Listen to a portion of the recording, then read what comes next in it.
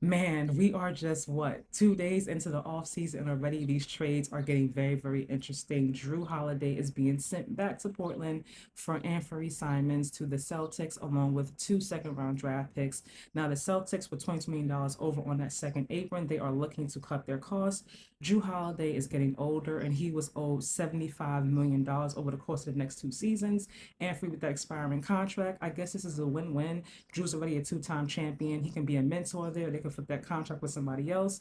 And Anthony, he's young, good scorer, right? One thing I do know is that Kristaps should have his bags packed, be ready to go anytime now. Here's where it gets really interesting to me if you're willing to dig just a little bit deeper beneath the surface, right? JB, JT. It's always been a conversation of who's 1A, who's 1B, and who was the better overall player. With JT being out pretty much the whole season with that Achilles, we get to see what JB looks like as the star player and the leader of this team. Now, you look at the stats between the two, they're not that far off, right? Now, I do believe JB is the better overall player, and of course, he plays defense, definitely more dominant. But Anthony, in terms of scoring, some will say he's a better scorer. Depends on who you ask, but we all have opinions.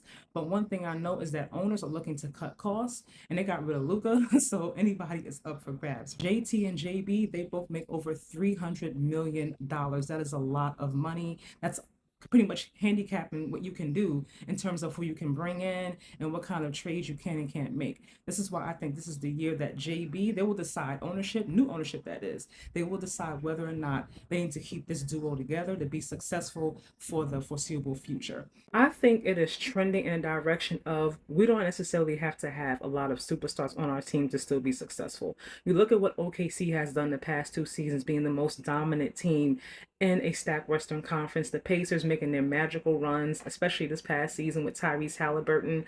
There is no way I think owners are now saying we have to still pay out all this money for these big threes, big twos, and then we're still not winning.